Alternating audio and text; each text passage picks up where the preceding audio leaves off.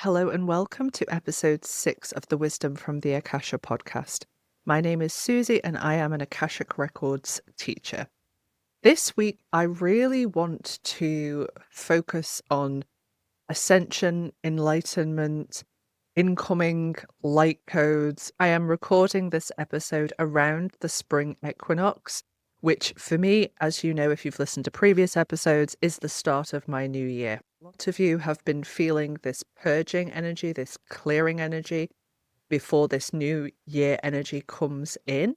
And I really want to get clear on these terms and what is happening in this process so that you can start to understand what it is that you are experiencing. And I will give some practices and tips as to how to best navigate through these incoming energies. Before we get into the bulk of this episode, I really think it's important to define some of these terms. Now, this can sound like a really boring thing to do, but what I find is that in the spiritual community, people use terms a lot and there's no definition provided. So when somebody like me is talking about things, I think it's important that we do define what it is that we're talking about.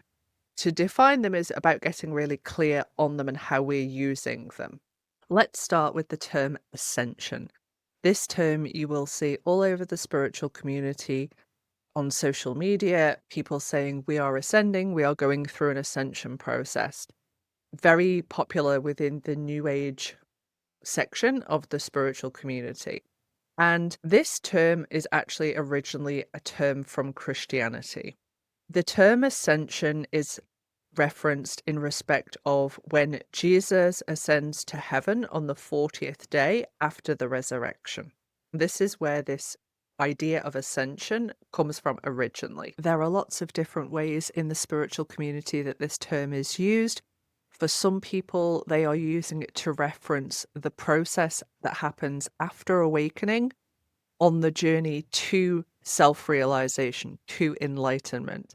In other circles, it's used to describe a process where essentially you are going to transcend the human form and you are going to receive this light body, this spiritual body. In the respect of this being used as a term for explaining the process after the initial awakening and that journey that somebody goes on, I have no problem with the term ascension. Where it can become problematic is that the ego can really get attached to this term ascension.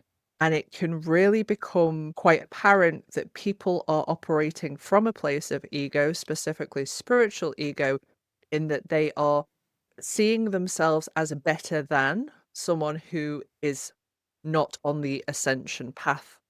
Of course, not everybody who is incarnated at this time has signed up for a spiritual awakening and spiritual development journey. And there is nothing wrong with that. It does not make somebody better than or worse than if they have or have not signed up for a spiritual awakening. It is purely determined by the level of evolution that that soul has experienced in previous incarnations. There's also this feeling of escapism with this term ascension, this idea that we can ignore everything that is going on, we can ignore our human body, and that we're just trying to transcend, we're trying to escape the human experience.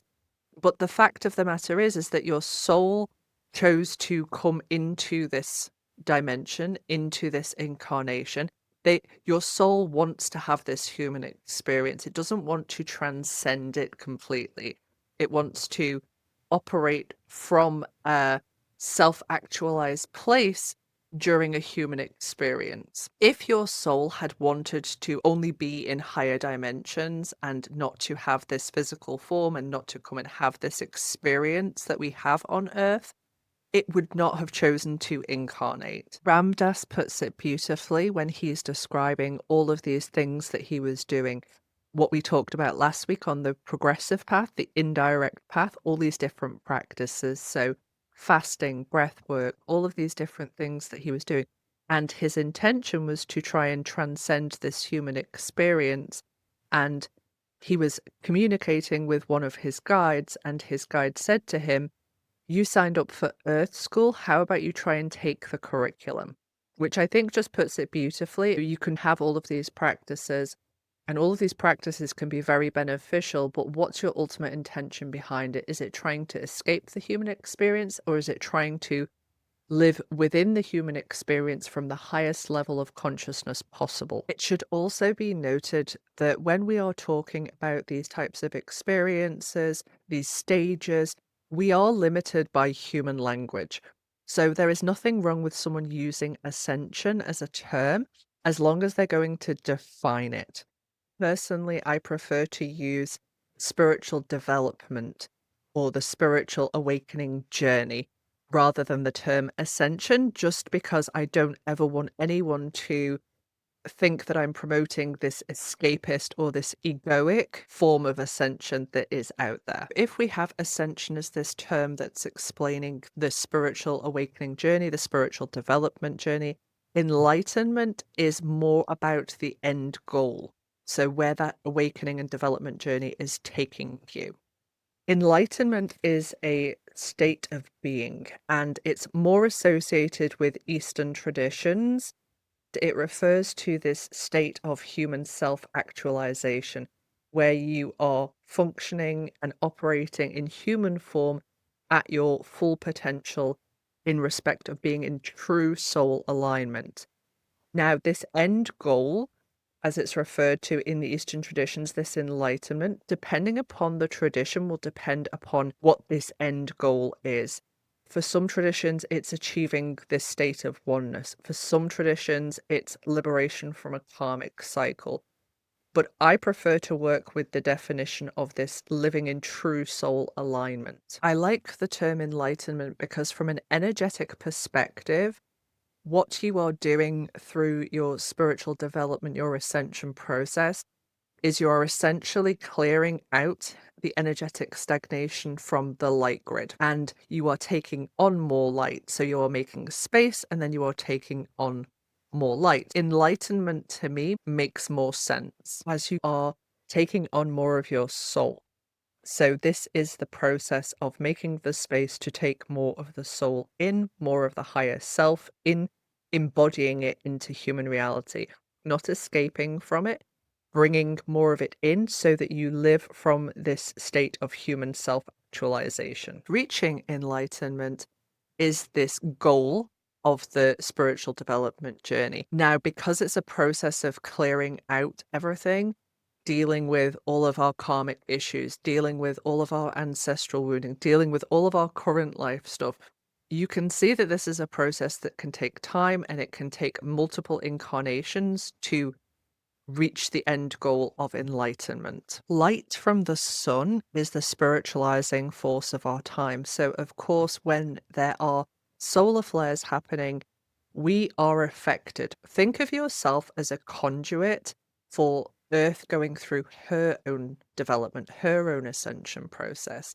What you are doing as being part of Earth is you are taking in the solar light, and you are essentially grounding it into Earth to give it to her so that you are helping her as she is going through her ascension process. Not only are you the conduit for Earth in this process, but as you take on more light, as you are spiritualized from the light that's coming in, often referred to as light codes, this can really stir up whatever is going on in your own light grid. So any areas of stagnation that are in your own light grid start to be affected by these codes, by these solar flares coming in, and just by the spiritualization energy that we receive from our sun. Think of your human body as the physical manifestation of the 7 energy bodies of the light grid. When we start to receive more spiritualizing energies from the sun,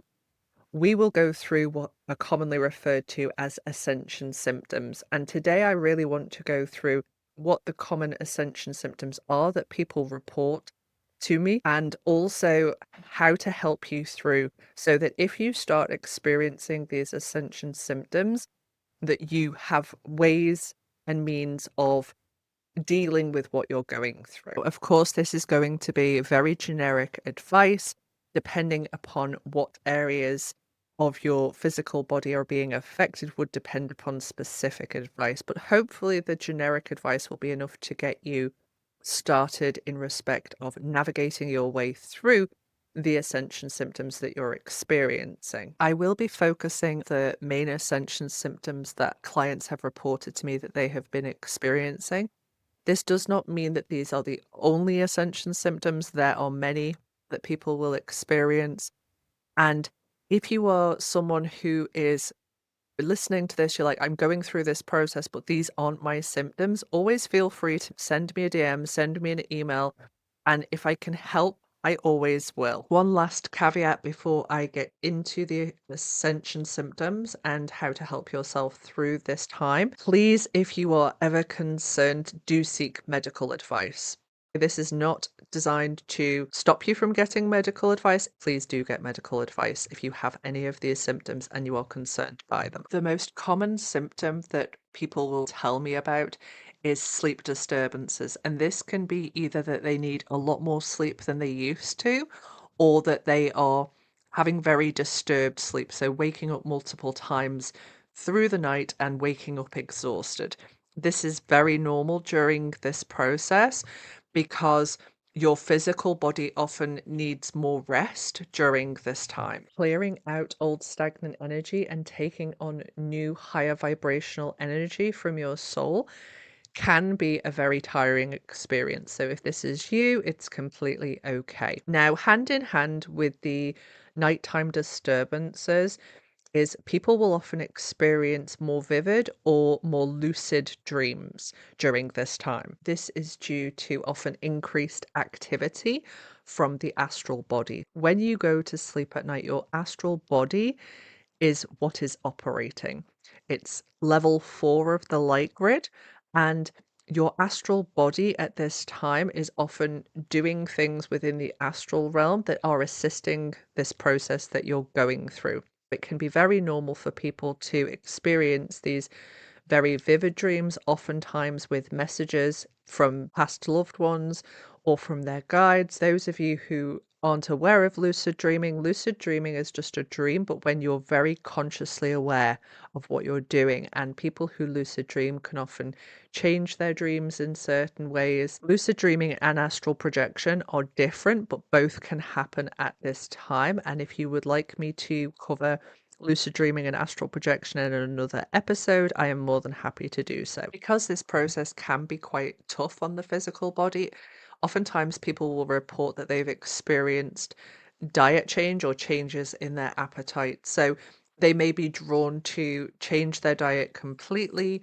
They may feel the need to fast for certain periods of time, or they may just be experiencing periods of a hunger that cannot be satisfied, and then long periods of having no appetite. Appetite disturbances are extremely common during this time. Something that I don't think gets talked about enough in respect of this is oftentimes people will feel the need to change their clothing. And this has to do with frequency that is contained within material of clothing.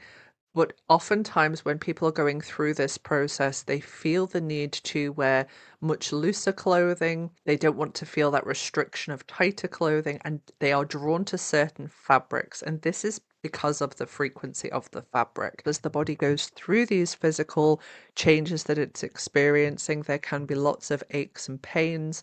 Lots of people will experience headaches to do with what is happening from a higher chakra perspective.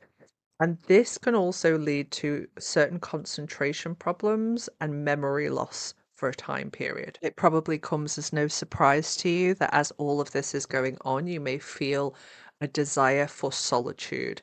You may feel that you need periods of solitude within your day to just really feel into what is going on with you.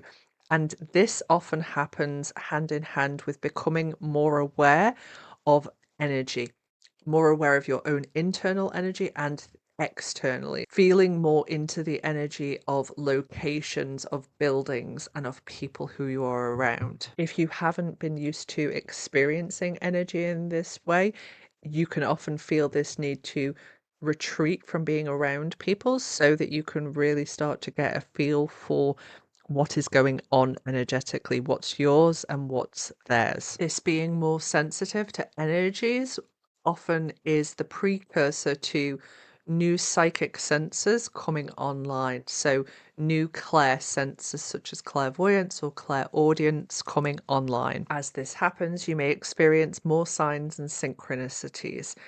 You may see repeated numbers, you may have certain events happen in your life that are just very synchronistic.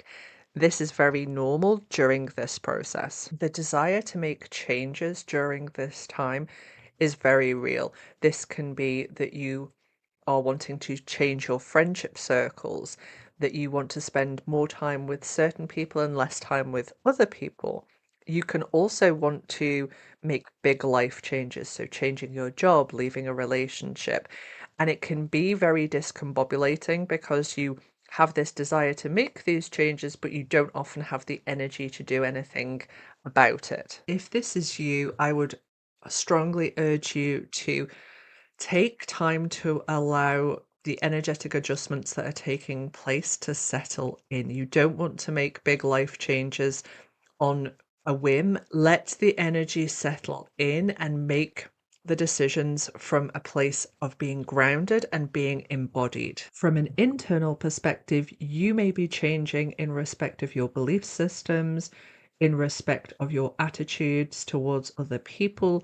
You may find that you are becoming less judgmental of others, and this is a very normal part of the process also. Now that we have covered the main signs and symptoms that you're going through this process, I'm going to look at different ways in which you can assist and help yourself through this process. First up is going to be rest. Rest is one of the best things that you can do at this time, and it's one of the things that our society just does not have any value in. It can take quite a lot of discipline and practice to actually put yourself into the state of rest. But of course, rest is essential at this time to allow the energetic adjustments to take place and to allow your physical body the space it needs for these adjustments to work upon it. Your physical body as a physical manifestation of the seven energy bodies is the densest part. So it's often the part that is the slowest to integrate the changes that it has received. My next suggestion is grounding. And grounding can be done in many different ways, but simply putting your feet, the soles of your bare feet, onto the earth, whether it be soil, whether it be sand, is a really beneficial process at this time. You have chakras on the bottom of your soles, and remember being the conduit. So you're taking in the light through the crown chakra, it's processing through your body, through the chakra system, and you want to put it through the chakras on the bottom of the feet into earth. Earth is beautiful because what she will do in this process is she will provide you with energy from her back into your physical system, which is often what we need at this time to help us stay grounded during this process. Really pay attention to what your body is asking you for. If it needs looser clothing, go with that. If you don't have an appetite for a period of time, go with that. If you feel drawn to certain foods, go with that. Your body is telling you all of the time what it needs from you. During this process, really start paying attention to what the body is asking you for. Meditation at this time can be very difficult, especially if you're somebody who is leaning into the escapism. What I mean by that is the process of seated meditation is going up into the higher chakras and into higher levels of consciousness. And it's a beautiful and it's amazing practice. But if you are someone who has not grounded properly, if you're someone who is not comfortable being embodied, what can happen during this time is if you're doing seated meditations with the intentions of going into higher consciousness, you can find yourself really ignoring what the body is asking of you. And you can find yourself getting into this escapism, this transcendence of the physical body. And It's very important that you do pay attention to what your body is asking you at this time. It can be very beneficial if this is you and you're thinking, if I'm going to go into meditation, I'm going to start ignoring what my body is telling me, that you do a more active form of meditation. So for some people, that will be going on a nature walk and really focusing on the present moment. For other people, dance can be very beneficial, and that just means putting some music on and allowing your body to move. And again, focusing on the present moment. Meditation does not always have to be a static sitting in a certain posture and going up into higher consciousness. It's just about connecting to and putting all your awareness and energy into the present moment. Lastly, really just pay attention to what is coming up for you at this time. What emotions are coming up to be transmuted? What thought patterns are coming through to you? Thoughts are very interesting, especially at this time, because your thoughts are not you. Your thoughts are not actually even yours. When you are connecting into a level of consciousness, you're essentially bringing those thoughts in from that level of consciousness. So, paying attention to everything that is going on, not getting attached to what is going on, and just allowing it all to be is very important at this time. It can really help you understand where perhaps you still have limiting beliefs, where perhaps you have fears arising. Paying attention to what is coming up, observing it, can be really helpful. I hope this has been a helpful episode in understanding this process, whether you call it the ascension process, the spiritual development process. I hope it's helped just explain what is going on and given you some relief that perhaps if you are experiencing these things, that you know that you're not the only one going through this. If you are going through this process and you feel like you would like a little bit more support, you'd like to find your community, people who are also going through this, then please do consider signing up for the membership option. We are meeting monthly to deep dive into different topics. This month, we're going to be focusing on the root chakra and nervous system regulation. So, if this appeals to you, please take a look. I'll put the link into the show notes. I would love to see you there. All that is left to say is have a beautiful week, however, you are planning on spending the equinox, and I will see you for next week's episode.